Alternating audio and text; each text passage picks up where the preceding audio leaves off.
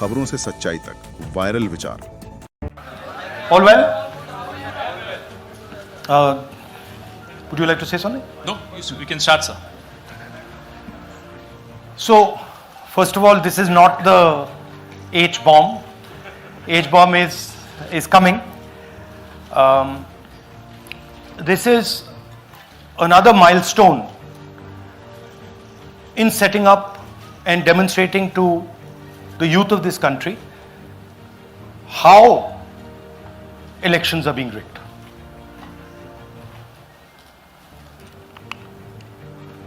So I'm going to make a claim here, very strong claim,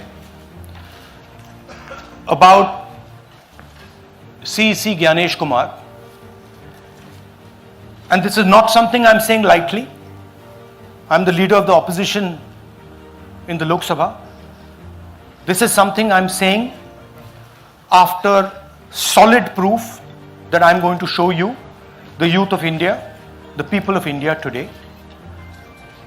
Proof that is black and white, absolutely clear, that the Chief Election Commissioner of India is protecting the people who have destroyed Indian democracy. I'm also going to show you the method by which votes are being added and deleted, and I'm going to show you how they are done, how that is done. In election after election, someone, some force, some group of people has been systematically targeting millions of voters for deletion across India. This is something that we've heard again and again and again. Different communities, mainly communities that are voting for the opposition, Dalits, Adivasis, minorities, OBCs, are specifically targeted. We had heard this many times, and now we found 100% proof of it. Please understand, I am not going to say anything on this stage that is not backed up by 100% proof. I am somebody who loves my country. I love my constitution. I love the democratic process, and I am protecting that process. And so I'm not going to say anything here that is not going to be based on 100% proof that you can determine. The burden of the judgment is yours. I am going to lay the proof in front of you. You will see it and say, actually, this is pretty solid proof. Aland is constituency in Karnataka. 6,018 votes. Somebody tried to delete 6,018 votes. We don't know the total number of votes that were deleted in Anand in the 23 election. They are much higher than 6,018. But somebody got caught deleting 6,018 votes. And it was caught, like most crimes, by a coincidence. What happened was, the booth level officer there noticed that her uncle's vote was deleted. And so she checked who deleted her uncle's vote, and she found that it was a neighbor. पड़ोसी ने uncle का vote delete किया था. उसने जाके पड़ोसी से पूछा कि आपने मेरे अंकल का वोट क्यों डिलीट किया. पड़ोसी ने कहा, मैं तो जानता ही नहीं, मैंने तो कुछ वोट डिलीट ही नहीं किया. Neither did the person deleting the vote know, nor did the person whose vote was deleted know. Some other force hijacked the process and deleted the vote. And as luck would have it, got caught. What does the operation look like? In Anand, 6,018 applications were filed impersonating voters. The people who filed these applications actually never filed them. And we will show you evidence of that on this stage. The filing was done automatically using software. We will show you that. Mobile numbers from outside Karnataka, from different states, and you can see on the map, from different states were used to delete numbers in Aland. And it was done targeting Congress voters. So this was not random. We will show you again that these deletions were specifically targeting booths where the Congress party was winning. Here is example number 1, lady called Godabai. Someone created fake logins, deleted 12 voters, attempted to delete because then this was stopped. Godabai, of course, has no idea. Can you show us what Godabai has to say about this?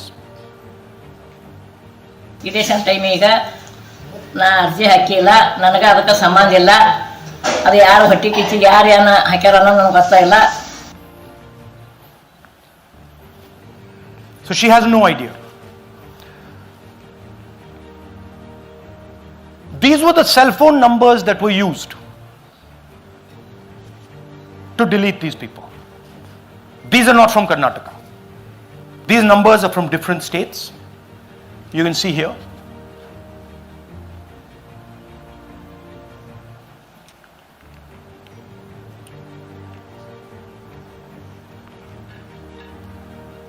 So the question is, whose numbers are these? How were they operated? Where were they operated from? Who generated the OTPs to disturb the process? Now these are questions that arise out of this. Here's example 2, Suryakant. This gentleman apparently deleted 12 voters in 14 minutes. He filled 12 deletion forms in 14 minutes. I'd like you to meet him. He's here. That's one of the people. That's one. Namaskar bhi aiye. Babita Chaudhary is one of the votes that he is supposed to have deleted. Aiye bhaiya. He is supposed to have deleted. This is the gentleman. ये इनका vote delete किया जा रहा था, ये कर रहे थे. इनसे आप पूछिए, बताइए. That's our candidate. हाँ, कन्नड़ा में बोलिए. ನನ್ನ ಹೆಸರು ಸೂರ್ಯಕಾಂತ್ ಗೋವಿನ. ನಾನು ಸರ್ಸಂಬ ಗ್ರಾಮದಲ್ಲಿ ನನಗೆ ನಾಲೆಜ್ ಕೇಳದೆ ನನ್ನ ಹೆಸರು ಮೇಲೆ 9 ಜನರ ಲಿಸ್ಟನ್ನು ಡಿಲೀಟ್ ಮಾಡಿದ್ದಾರೆ. ಅದು ಯಾಕಂತ ಇವರು ನನಗೆ ಬಂದು ಕೇಳಿದರು, ನಮ್ಮ ಹೆಸರು ನೀವು ಯಾಕೆ ಡಿಲೀಟ್ ಮಾಡಿದ್ರಿ ಅಂತ.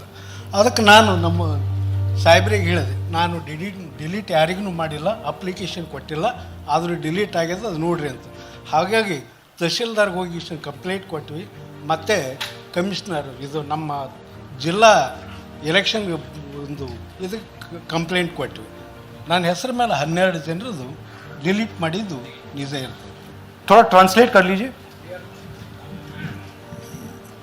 मेरे नाम पे 12 लोगों का नाम डिलीट किया गया है, हालांकि मुझे मालूम नहीं.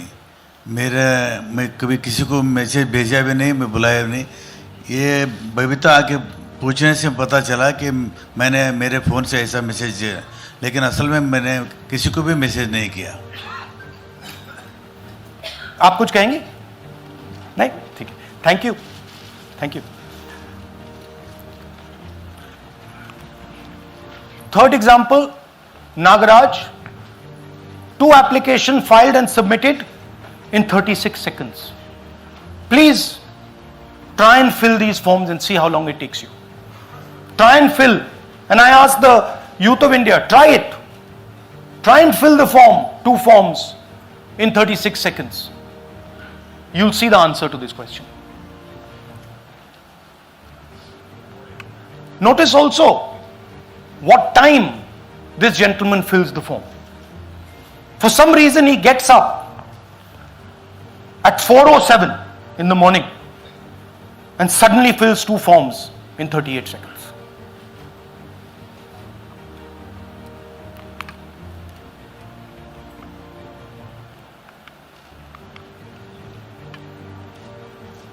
Now let's talk about how this is being done and why I'm saying and we are saying that this is being done in a centralized manner, and this is being done not using individuals but using software. Look at the serial numbers. Serial number 1, serial number 1, serial number 1, serial number 1. Serial number 1 means that this is the first person whose name, this is the first name in the booth. So a software is picking up the first name in the booth and using it to delete voters. So someone ran an automated program that ensured the first voter of the booth was the applicant. That same person got cell phones from outside the state, used them to file the applications. And we are pretty certain that this was done in a centralized manner and it was done at scale. This was not done in a, at a worker level. This was done at a call center level. Okay? Targeted deletions in strong Congress booths. The top 10 booths with maximum deletions are Congress strongholds. Congress won 8 other 10 booths in 2018. This was not a coincidence. This is a planned operation. Now, let's come to why I'm making such a direct accusation about this gentleman, Gyanesh Kumar. There is an ongoing investigation on this matter in Karnataka. The CID of Karnataka has sent 18 letters in 18 months.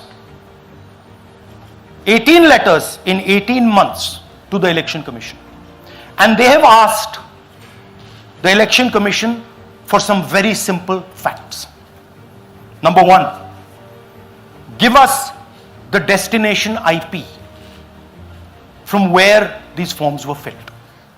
Number 2, give us the device destination ports from where these applications were filed. And number 3, most important, give us the OTP trails, because when you file, you have to get an OTP. 18 times in 18 months. The CID of Karnataka has written to the Election Commission for this. And they are not giving it. Why are they not giving it? Because this will lead us to where the operation is being done from. And we are absolutely convinced where this is going to lead. I'll give you a little bit of the chronology. FIR is filed February 23.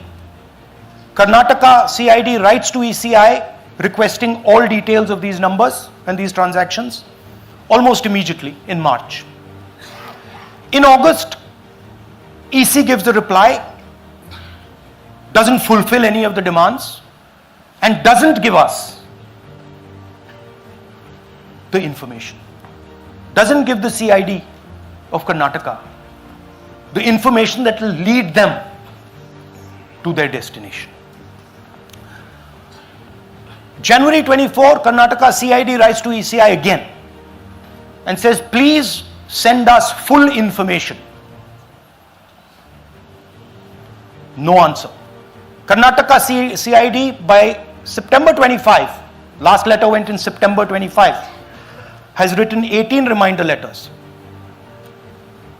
While this is going on, the CEC of Karnataka writes to the Election Commission in Delhi and says there is a matter. Please provide this information.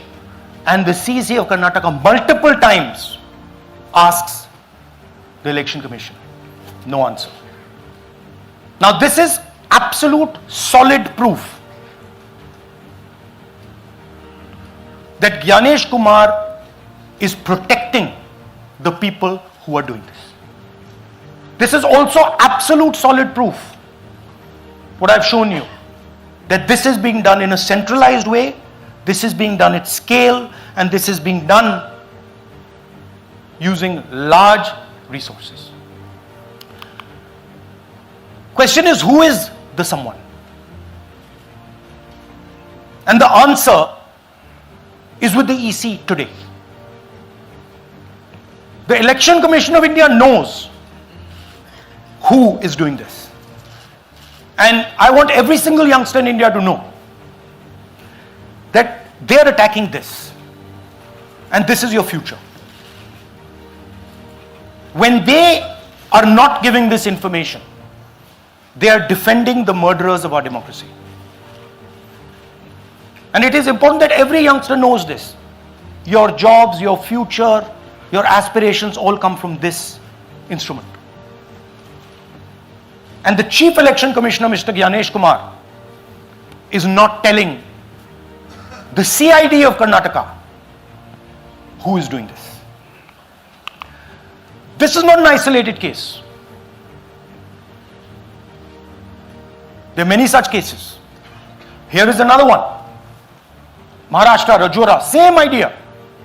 6,850 targeted voters added. Anand we caught deletions, Rajora we caught additions. But the basic idea is the same. Phones from outside, people who are supposed to have added voters don't know that they've added voters, people who have deleted voters don't know that they've deleted voters. You can see, you might remember that, those names there, JW, JW, JW, JW from the last presentation. Same model. So it's the same system that is doing this. It's doing it in Karnataka, it's doing it in Maharashtra, it's done it in Haryana, it's done it in UP, and we have proof of all of it.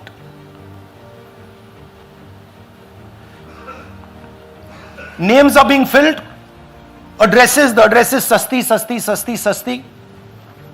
Name is UQ, JJW.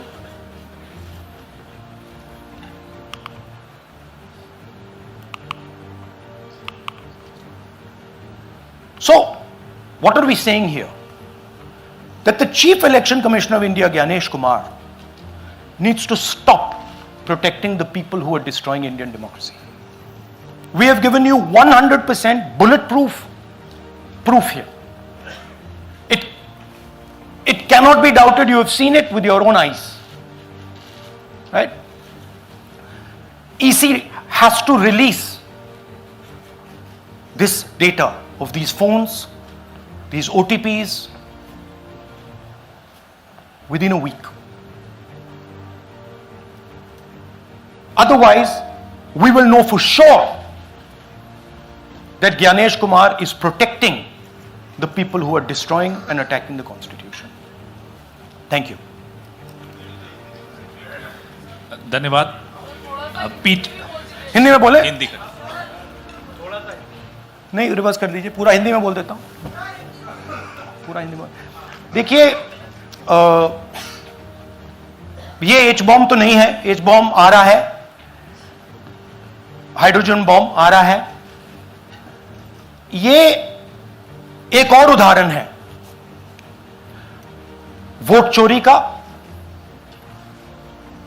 पिछली बार मैंने आपको editions के बारे में बताया था, ये हम आपको डिलीशंस के बारे में दिखा रहे हैं, और सबूत के साथ हम आपको दिखाएंगे कि ये जो डिलीशंस हुए हैं ये सेंट्रलाइज तरीके से कॉल सेंटर के प्रयोग करके, सॉफ्टवेयर के प्रयोग करके किए गए हैं.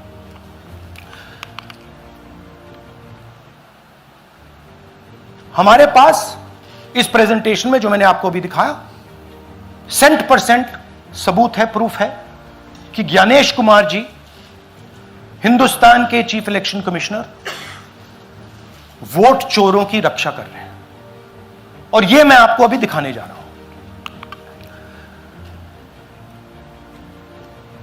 हर इलेक्शन में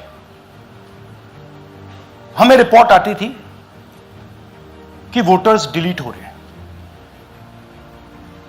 कांग्रेस वोटर्स डिलीट हो रहे हैं, ऑपोजिशन के वोटर्स डिलीट हो रहे हैं, दलित वोटर्स डिलीट हो रहे हैं, आदिवासी हो रहे हैं, माइनॉरिटी वोटर्स डिलीट हो रहे हैं, ओबीसी वोटर्स डिलीट हो रहे हैं। मगर जब डिलीट होते हैं ऑपोजिशन के ही होते हैं। कर्नाटक में आलंद कंस्टिट्यूएंसी है, यहां पे चोरी पकड़ ली, कोइंसिडेंस से पकड़ी। वहां की जो बीएलओ थी उसने देखा कि उसके रिश्तेदार को डिलीट कर दिया गया था। जैसे चोरी पकड़ी जाती है, कोई छोटी सी गलती हो जाती है, हाथ आ जाती है। अलंद में 6018 वोटर्स डिलीट हुए, उसमें से इनकी रिश्तेदार थे। उन्होंने पता लगाया कि मेरे रिश्तेदार को डिलीट किसने किया। पता लगा कि पड़ोसी ने रिश्तेदार को डिलीट किया। बीएलओ ने जाके पड़ोसी से पूछा कि भाई आपने मेरे रिश्तेदार को क्यों डिलीट किया? पड़ोसी ने कहा मैंने तो नहीं किया। बीएलओ सस्पिशियस हो गई, शक पड़ा, उसने प्रोसेस चालू कर दी।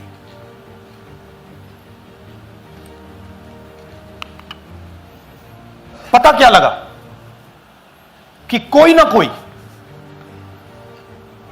किसी ने अलंद में वोटर डिलीशन सिस्टमैटिकली ऑर्गेनाइज तरीके से, सेंट्रलाइज तरीके से किया। हमें यह नहीं मालूम कि आलंद में कितने वोटर डिलीट हुए, क्योंकि इससे बहुत ज्यादा हो सकते हैं। 6000, तकरीबन 6000 पकड़े गए, उस पर इन्वेस्टिगेशन हो गया। क्या पता लगा कि फाइलिंग ऑटोमेटिकली ऑनलाइन हो रही है। मोबाइल नंबर्स कर्नाटक के नहीं यूज हो रहे, मोबाइल नंबर्स दूसरी स्टेट्स के यूज हो रहे हैं। इनफैक्ट कर्नाटक के नंबर थे ही नहीं उसमें। मतलब आप दिल्ली में बैठे डिलीट कर रहे हो, आपका नंबर तमिलनाडु का है। आप गुड़गांव में डिलीट कर रहे हो, आपका नंबर झारखंड का है। और जब हम चेक कर रहे हैं कि भैया आपका नंबर है, तो आपका नंबर है ही नहीं, किसी और का नंबर है। और टारगेट करके कांग्रेस वोटर्स को डिलीट किया गया। ये गोदाबाई जी हैं, इनके नाम पर 12 वोटर्स डिलीट किए गए। इनको मालूम ही नहीं, इनको पता ही नहीं कि इन्होंने 12 वोटर्स डिलीट किए। दिखाइए जरा। ಇಲೆಕ್ಷನ್ ಟೈಮ್ ಈಗ ये इनका वीडियो है। ನಾ ಅರ್ಜಿ ಹಾಕಿಲ್ಲ, ನನಗೆ ಅದಕ್ಕೆ ಸಂಬಂಧ ಇಲ್ಲ। ಅದು ಯಾರು ಹೊಟ್ಟಿ ಕಿಚ್ಚಿಗೆ ಯಾರು ಏನ ಹಾಕ್ಯಾರ ಅನ್ನೋದು ನನಗೆ ಗೊತ್ತಾಗಿಲ್ಲ। तो इनको आइडिया नहीं है कि इन्होंने वोटर्स डिलीट कर दिए।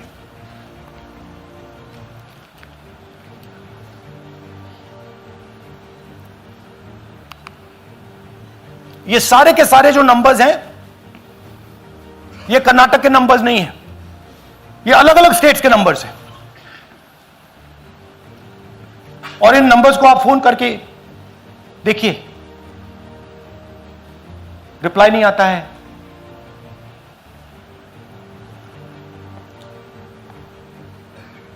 तो सवाल यह है कि किसके नंबर्स हैं, ये किसने ऑपरेट किए, जब इन्होंने ऑपरेट किए ये कहां थे,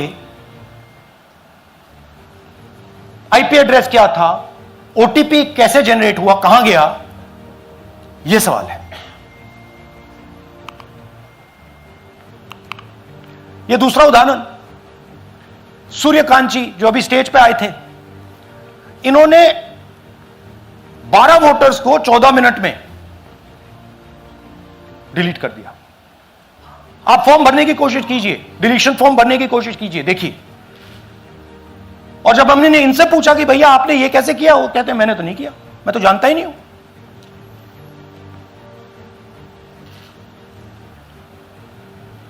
बबीता चौधरी जी का इन्होंने एक नाम डिलीट किया, यहां खड़ी है बबीता जी, यहां है सूर्यकांत जी, यहां है, आ जाइए जरा स्टेज पे, एक सेकंड आ जाइए, ये दोनों खड़े हैं यहां पे, सूर्यकांत जी, बबीता जी। इनको मालूम ही नहीं कि इन्होंने डिलीट किया। Thank you. नागराज जी, इन्होंने 2 एप्लीकेशन 36 सेकंड में फाइल कर दी है। और मजे की बात देखिए, ये 4 बजे सुबह उठ के फाइल कर रहे हैं। पता नहीं क्या हुआ, 4 बजे सुबह कहा कि भैया मैं 2 वोटर को डिलीट करूंगा, और कितने 36 सेकंड में डिलीट कर दिए, फिर सो गए।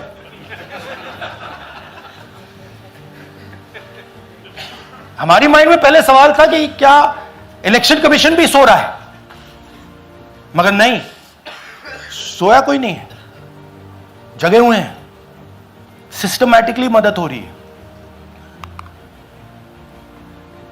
यह देखिए दूसरी बात, जो भी डिलीट कर रहा है वोटर लिस्ट में उसका सीरियल नंबर 1 है। मतलब जो भी वोटर लिस्ट में पहले नंबर पे आता है वही डिलीट कर रहा है। 5वें नंबर वाला, 7वें नंबर वाला, 10वें वाला कोई नहीं कर रहा।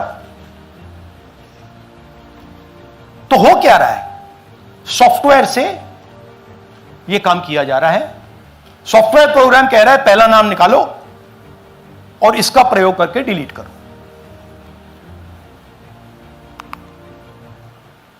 टारगेटेड डिलीशंस हो रहे हैं। कांग्रेस पार्टी पर आनंद में अटैक किया। टॉप 10 बूथ्स जहां सबसे ज्यादा कांग्रेस की स्ट्रेंथ थी वहां टारगेट किया। और 2018 में पिछले इलेक्शन में 10 में से 8 बूथ कांग्रेस पार्टी जीती थी, और इन 8 में से इन्होंने 6000 लोग उड़ाने की कोशिश की। ये कोइंसिडेंस नहीं था, ये प्लान था, और ये सेंट्रलाइज तरीके से किया जा रहा है। अब मैंने बहुत बड़ी बात बोली, चीफ इलेक्शन कमीशन के बारे में मैंने बोला कि यह व्यक्ति वोट चोरों की रक्षा कर रहा है। जो भी मैं यहां बोल रहा हूं 100% प्रूफ के साथ, सबूत के साथ बोल रहा हूं। और मैं अभी आपको दिखाना चाहता हूं कि मैं ये शब्द क्यों बोल रहा हूं और किस बेसिस पे बोल रहा हूं। आपको अपनी आंखों से ये दिखेगा। कर्नाटका सीआईडी ने केस चालू किया कि वोटर कौन है, ये फोन किसके हैं, ये आईपी एड्रेस क्या है, ओटीपी कहां गया, इन चीजों के बारे में इन्वेस्टिगेशन शुरू होती है। कर्नाटक सीआईडी ने हिंदुस्तान के इलेक्शन कमीशन को 18 चिट्ठियां लिखी हैं। हमें आप ये इंफॉर्मेशन दीजिए, बिल्कुल क्लियर है, डेस्टिनेशन आईपी दीजिए, डिवाइस डेस्टिनेशन पोर्ट दीजिए, ओटीपी ट्रेल दीजिए, फोन नंबर्स दीजिए, फोन नंबर्स के मालिकों के नाम दीजिए। क्लियरली पूछा है, नो आंसर। 18 चिट्ठी CID Karnataka, no answer from chief election commissioner, no answer from election commission. Timeline देखिए,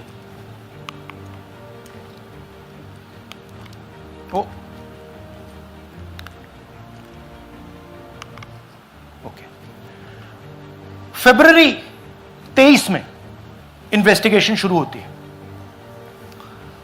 मार्च 23 में कर्नाटका सीआईडी चिट्ठी लिखती है ईसीआई को कि हमें सारे डिटेल्स दे दीजिए।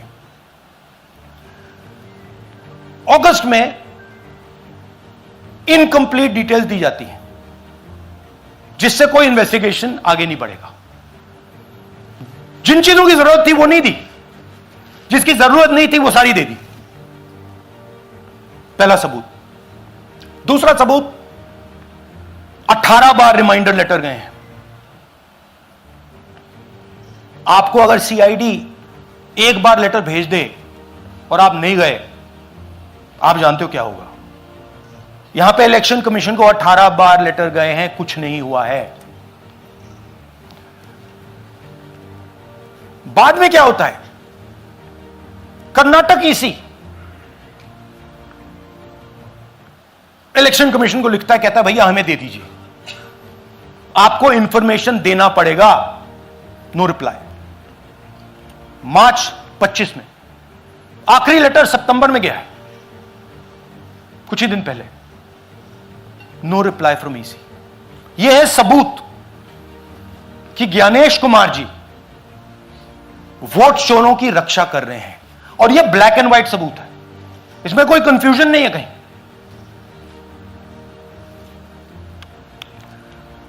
तो सवाल उठता है, ये है कौन जो सेंट्रलाइज तरीके से कॉल सेंटर के प्रयोग से, सॉफ्टवेयर से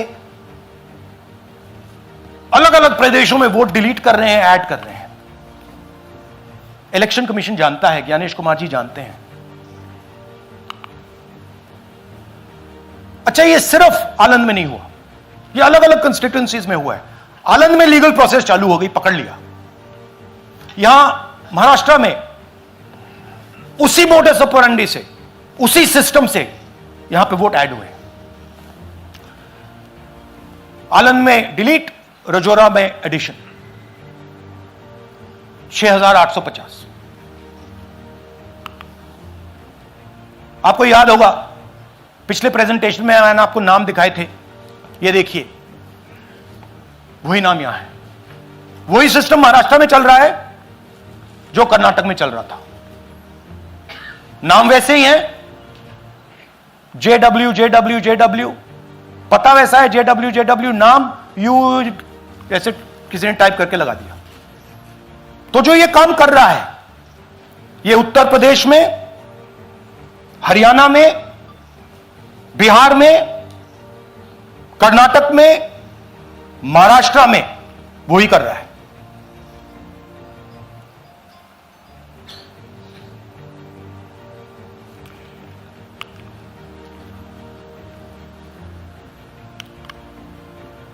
तो हमारी डिमांड है, ज्ञानेश कुमार जी, आप अपना काम कीजिए। आपने ओथ लिया है, आप हिंदुस्तान के चीफ इलेक्शन कमिश्नर हैं। आपसे कर्नाटक की CID सबूत मांग रही है। आप कर्नाटक की CID को यह सबूत 1 सप्ताह के अंदर दे दीजिए, नहीं तो पूरा हिंदुस्तान के सारे युवा इस बात को एक्सेप्ट करेंगे कि आप हिंदुस्तान के कॉन्स्टिट्यूशन, हिंदुस्तान के संविधान की हत्या में शामिल हो, हिंदुस्तान के संविधान की रक्षा नहीं कर रहे हो, और वोट चोरों की आप मदद कर रहे हो। Thank you. और थोड़ी देर में हम आपको हाइड्रोजन बॉम्ब दिखाने जा रहे हैं। नहीं, आज नहीं, थोड़ी देर में उसकी प्रिपरेशन चल रही है। क्योंकि हम देखिए, मैंने टीम से कहा है कि अगर मैं स्टेज पे जा रहा हूं, ब्लैक एंड व्हाइट प्रूफ नहीं होगा, मैं नहीं जाऊंगा। अगर ब्लैक एंड व्हाइट प्रूफ होगा, जो कोई मतलब उसको निगेट नहीं कर सकता, मैं जाऊंगा। मैं देश के कॉन्स्टिट्यूशन की रक्षा कर रहा हूं, संविधान की रक्षा कर रहा हूं, मैं लोकतंत्र की रक्षा कर रहा हूं, और मैं सच्चाई आपके सामने रख रहा हूं। बहुत बहुत धन्यवाद, नमस्कार, जय हिंद। सर 3 सवाल। PTI से संजीव चोपड़ा। या राहुल जी, दिस साइड। या राहुल जी इधर, हाँ, कहाँ है? To your right. हाँ, हेलो। राहुल जी, आज आपने नया खुलासा किया है कि कैसे वोट चोरी हो रही है। आपने पहले भी महादेवपुरा के बारे में बताया कि कैसे एडिशंस हो रही हैं, अब आपने बताया कैसे डिलीशंस हो रही हैं। लेकिन देखने में ये आ रहा है कि इलेक्शन कमीशन इस पे कोई एक्शन नहीं ले रहा, और आगे चल के वो तैयारी कर रहे हैं पूरे देश में SIR लाने की। तो आप इस मुहिम को आगे कहां तक ले जाएंगे, और SIR के बारे में क्या करने वाले हैं? देखिए, हम आपके सामने क्रिमिनलिटी रख रहे हैं, हमारा काम आपके सामने सच्चाई रखने का है। और हम रख रहे हैं। हिंदुस्तान में दूसरे इंस्टीट्यूशंस भी हैं, सिर्फ इलेक्शन कमीशन नहीं है, लीगल सिस्टम है, उनको भी इन चीजों को देखना चाहिए। यहां पे हम चीफ इलेक्शन कमिश्नर के बारे में ब्लैक एंड व्हाइट कह रहे हैं। आपने कहा कि हमने एडिशन डिलीशन दिखाया, पहले प्रेजेंटेशन में मैंने एडिशन दिखाया था, अब हमने डिलीशन दिखाया है, मगर हमने एक और चीज जोड़ दी है, एडिशन और डिलीशन का सिस्टम, उसका स्ट्रक्चर, उसका तरीका। और हमने यह दिखाया है कि जो डिलीट कर रहा है, जो ऐड कर रहा है, महाराष्ट्र में, कर्नाटक में, यूपी में, वो एक ही आदमी है, एक ही फोर्स है। हमने आपको वो एड्रेसेस दिखाए। Same system is being used in Maharashtra, is being used in Karnataka, is being used in Uttar Pradesh, is being used in Haryana. Same people are doing it. से Siddharth, ANI। Sir, this side sir. हाँ sir, on your left sir. हाँ, on your left, this side sir, on your left. Sir, मेरा आपसे सवाल ये है कि जब आप कह रहे हैं कि ज्ञानेश कुमार जो चीफ इलेक्शन कमिश्नर है, उन्हें पता है ये कौन कर रहा है, हाँ। और ये पॉलिटिकल फायदा जरूर किसी को हो रहा है। आप कह रहे हैं कांग्रेस के बूथ के ऊपर ही हाँ। सारे वोट्स डिलीट किए जा रहे हैं, तो वो कौन लोग आपके हिसाब से हैं जिनको ये फायदा पहुंच रहा है, पहला। और दूसरा ये कि वो आपने एक देखिए, हफ्ते का हाँ, समय दिया sorry। है, जब आपने एक हफ्ते का समय दिया है, तो क्या एक हफ्ते बाद आप इसको आगे कैसे इनिशिएट करेंगे? क्या आप लोग कोर्ट का रास्ता अपनाएंगे या और कोई हायर एजेंसी से इस बात की डिमांड करेंगे? क्योंकि ये ऑर्गेनाइज्ड तरीके से क्राइम दिखाई दे रहा है जो आप बता रहे हैं, अगर आपकी बात के ऊपर जाएं। देखिए, फ्रैंकली ये जो मैं यहां कर रहा हूं, ये मेरा काम नहीं है। मेरा काम डेमोक्रेटिक सिस्टम में पार्टिसिपेट करने का है। मेरा काम डेमोक्रेटिक सिस्टम की रक्षा करने का नहीं है। वो काम हिंदुस्तान के इंस्टीट्यूशंस का है। वो काम वो नहीं कर रहे हैं, इसलिए मैं कर रहा हूं। अब मैं आपको यह कह सकता हूं कि हमने आपको 2 बार सबूत दिखाया है, और जब हम ये प्रेजेंटेशंस खत्म करेंगे, इसमें लगेंगे 2-3 महीने, जब हम ये खत्म करेंगे, आपके माइंड में कोई डाउट नहीं होगा कि हिंदुस्तान में state after state, Lok Sabha after Lok Sabha चोरी हो रही है। तो मेरा काम सच्चाई दिखाने का है। मैं हिंदुस्तान की जनता को, हिंदुस्तान के युवाओं को सच्चाई दिखा सकता हूं। यह मेरा काम है। उनकी जो इंटरेस्ट है, क्योंकि ये जो कॉन्स्टिट्यूशन है, ये हिंदुस्तान की जनता का रखवाला है, प्रोटेक्टर है, और मैं इसकी प्रोटेक्शन कर रहा हूं। इसकी प्रोटेक्शन करने का काम हिंदुस्तान के इंस्टीट्यूशंस का है, हिंदुस्तान के ऑपोजिशन लीडर का नहीं है, मगर इंस्टीट्यूशंस नहीं करने हैं। अच्छा, एक इंटरेस्टिंग बात आई है जो मैं आपको बताना चाहता हूं कि इलेक्शन कमीशन के अंदर से हमें मदद मिलनी शुरू हो गई है। मैं साफ बोल देता हूं, इलेक्शन कमीशन के अंदर से, पहले नहीं हो रहा था, अब इलेक्शन कमीशन के अंदर से इंफॉर्मेशन आ रही है। यह रुकेगा नहीं, यह रुक नहीं सकता है, क्योंकि हिंदुस्तान की जनता इस बात को एक्सेप्ट नहीं करेगी। एक बार हिंदुस्तान की जनता को, हिंदुस्तान के युवाओं को पता लग गया कि वोट चोरी हो रही है, उनकी शक्ति लग जाएगी। IANS से आलोक झा। इस तरह से नहीं प्लीज। IANS से आलोक झा। वो भी मैं आपको दिखा दूंगा, वो भी मैं आपको प्रूफ के साथ दिखा दूंगा, है हमारे पास। राहुल जी, हाइड्रोजन बॉम्ब में ब्लैक एंड व्हाइट है। मैं फाउंडेशन लगा रहा हूं, मैं फाउंडेशन क्रिएट कर रहा हूं, है हमारे पास। मैं स्टेज पे बिना प्रूफ के नहीं चढ़ूंगा, बता रहा हूं। राहुल जी आपने कहा, ऐसे ऐसे मत पूछिए please. Last question. Rahul ji, IANS से आलोक झा। राहुल जी इधर, आपने कहा आपके पास आलोक झा इधर सर, कहाँ हैं जी? हाँ, आपने कहा सर कि आपके पास पुख्ता सबूत है, ब्लैक एंड वाइट सबूत है, तो क्या अगर ECI अभी जवाब नहीं देती है तो कोर्ट का रुख करेंगे, ये ऑप्शन है आपके पास, जाएंगे? देखिए, मैंने कहा कि मेरा काम as opposition leader normal situation में मेरा काम ऑपोजिशन का रोल है, सरकार पे प्रेशर डालने का रोल है।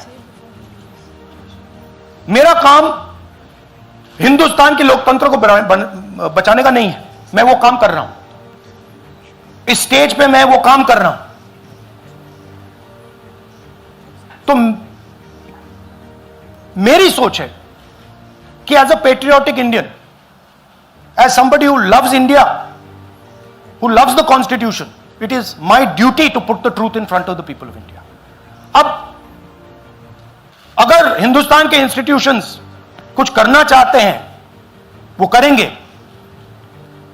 उनमें भी बहुत लोग हैं, जैसे मैंने आपसे कहा, मैं सरप्राइज हो रहा हूं, इलेक्शन कमीशन से लोग आ रहे हैं, इंफॉर्मेशन दे रहे हैं और बढ़ रहा है वो। जब तक CEC ज्ञानेश कुमार अपने पद पर है, जैसा कि आप कह रहे हैं कि वो फ्री एंड फेयर इलेक्शन होने नहीं देंगे, तो तब तक इलेक्शन का मतलब क्या रह जाएगा? क्या आपको बताया जाने के लिए आगे हाँ, तो आप इमेजिन कीजिए, और ये शॉकिंग बात ये है बस कि ये अभी शुरू नहीं हुआ, ये 10-15 साल से चल रहा है। ये सिस्टम है, ये स्ट्रक्चर है। हिंदुस्तान की जो डेमोक्रेसी है वो हाईजैक हो गई है। I am shocked frankly. Democracy, brothers and sisters, democracy can only be saved by the people of India. Nobody else can save democracy. Rahul Gandhi can come here and say something and say this is the truth. But the people of India, who I believe in, who I love, can do it. The day the people of India realize that आपका जो लोकतंत्र है, आपका जो संविधान है, वो आपसे चोरी हो गया है, उस दिन काम हो जाएगा। Thank you. अब आप लोग अपने स्थान पर खड़े हो जाइए राष्ट्रगान के लिए। ये है इनकी डिटेल लिस्ट, देख लीजिए।